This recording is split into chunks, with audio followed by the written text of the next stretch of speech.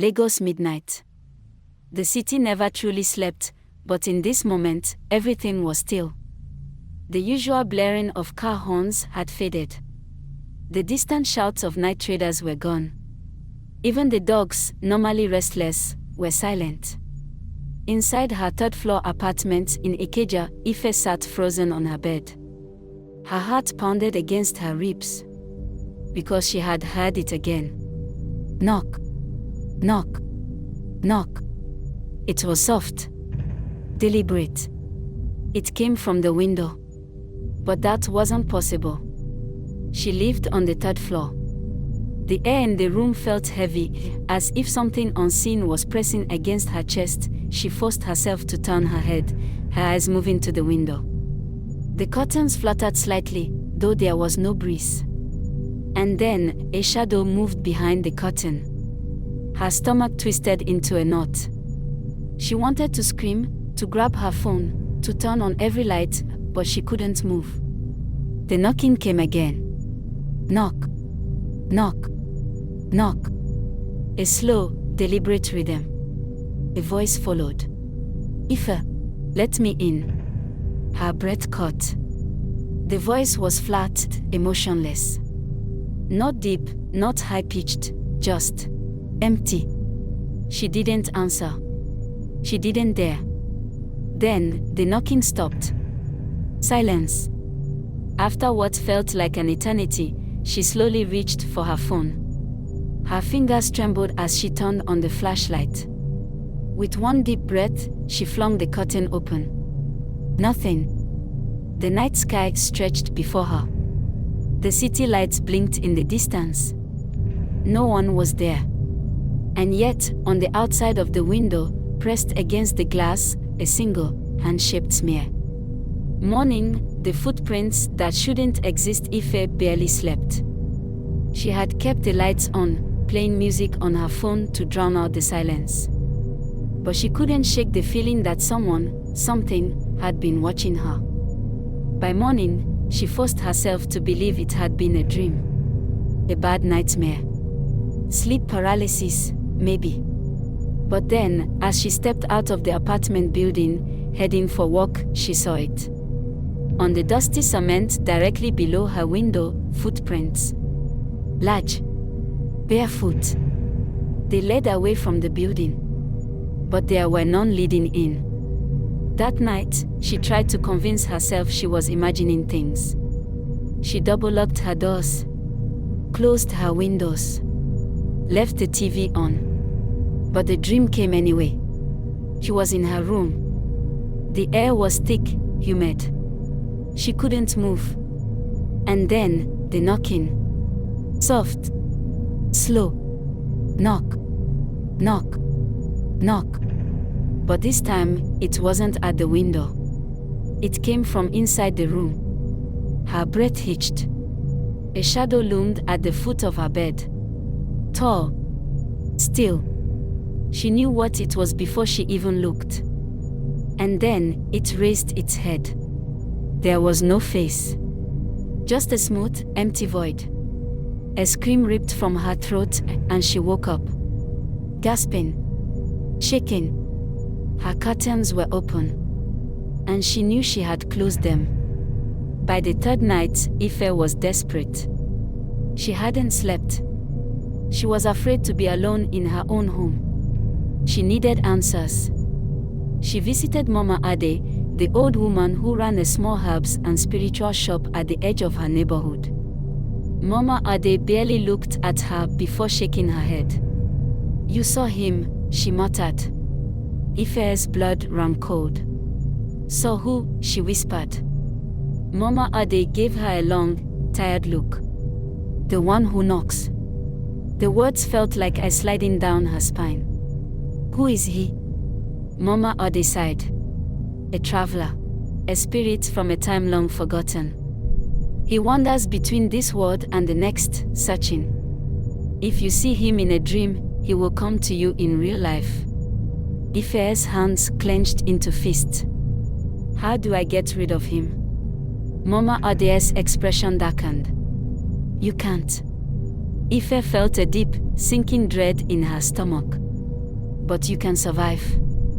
Mama Ade reached for a small pouch filled with salt, camphor, and charcoal. Tonight, when he comes, do not look at him. Do not answer. No matter what. If you acknowledge him, he will never leave. Ife swallowed hard and nodded. That night, she waited. 3 a.m. Ife sat on her bed, her back against the wall. The apartment was silent. The air shifted, growing heavy, thick, oppressive. And then, knock. Knock. Knock. She gritted her teeth. She wouldn't look. Knock. Knock. Knock. The temperature dropped. Her skin broke into goosebumps. And then, the voice. Ife, let me in. She shut her eyes. Don't answer. Don't react. The voice changed. It became her mother's voice.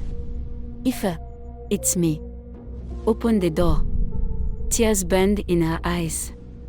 It's not real. It's not real. The knocking grew violent. The walls shook. Then, it came from inside. Right next to her. Ife. It was whispering in her ear. A cold, icy breath against her neck. Do not look. Her fingers dug into her arms. Her body shook violently. And then, the knocking stopped. The air cleared. The room felt normal. When she finally opened her eyes, she was alone. She had survived. Days passed. Ife was cautious, but the knocking never returned. She began to believe it was truly over. She even moved out, left the apartment behind, started fresh. For weeks, she was free. Until one night, knock. Knock. Knock. Her stomach turned to stone. Slowly, dreading what she would see, she turned toward the window. And there, standing just beyond the glass, a faceless figure waited. Ife sat frozen on her bed, her breath shallow, her fingers trembling as she clutched the blanket. Knock. Knock. Knock. It had been weeks since she moved out of her old apartment. Weeks since she thought she was free. But now, the knocking had found her again. She forced herself to move, to turn her head toward the window. And there, just beyond the glass, stood the faceless figure. Tall. Motionless. Waiting. A silent scream built in her throat. This was impossible. She had done everything right.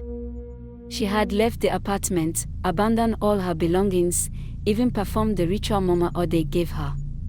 Yet it was still here. Her heart pounded wildly. What did it want? Then, it moved. Not in a normal way. Not like a person. It glided. One moment it was outside the window, the next, it was at her door. A sharp gasp escaped her lips. How? She could see the shadow under the door now. It wasn't knocking anymore. It was inside the apartment. A deep, suffocating cold filled the room. The lights flickered. She grabbed her phone with shaking hands. No service. No Wi-Fi. And then, the whisper. Right next to her ear. You left me behind. Her stomach twisted. Her skin turned to ice. No. She squeezed her eyes shut, covering her ears. This couldn't be happening. She had never let it in, she had never spoken to it. So why was it still here? The whisper came again. Ife, you took something that belongs to me. Her breath caught. What was it talking about? And then, she knew. When she left her old apartment, she had taken only one thing. A small, old mirror she had bought at a street market in Lagos. It had felt special. She hadn't known why. She had just liked the design. Now, she realized her mistake. She had thought she left everything behind. But she had carried it with her. Her stomach clenched. She scrambled out of bed, running to her closet. She pulled out the mirror and almost dropped it. Because in the reflection, the faceless figure was behind her. She screamed. She turned, but nothing was there. Only the suffocating silence. The mirror, however, was shaking in her hands. And then, a single word appeared on the glass. Return. She had no choice. If she wanted this nightmare to end, she had to return the mirror. She barely waited for dawn. She called in sick, packed a small bag, and took a ride back to her old apartment complex in Ikeja. But when she arrived, her blood ran cold. Because the building was empty. The windows were shattered. The front door chained shut. The apartment she had fled, abandoned. Had it always been this way? Or had something happened after she left? Desperate for answers, she found a local vendor, an old man selling roasted plantains by the roadside. "Excuse me, sir," she said, her voice shaking. "What happened to this building?" The man frowned, eyeing her with suspicion. "Oh, you never hear?" he asked. She shook her head. The man sighed. "That place don't close for months. People they disappear for inside." Her heart stopped. "Disappear?" she echoed. The man nodded. "One girl rent apartment there. Young girl. Few weeks later, she vanished. No trace. Just like the ones before her." Ife's throat tightened. She knew who the girl was. It was her. But she hadn't disappeared. She had escaped. Hadn't she? Or had something else left in her place? Her hands trembled as she stepped toward the locked building. She had to return the mirror. Even if it meant going inside one last time. Her fingers brushed the rusted lock on the front door. It fell open on its own. A cold wind rushed past her. She stepped inside. And the door slammed shut behind her. Darkness swallowed her whole. And then, the knocking began again. Knock. Knock. Knock. But this time, it was coming from inside her own body. 2 weeks later, a new tenant moved into Ife's apartment. A young man. He found a small mirror tucked in the closet. Curious, he picked it up and froze. Because in the reflection, behind him, a faceless woman was waiting.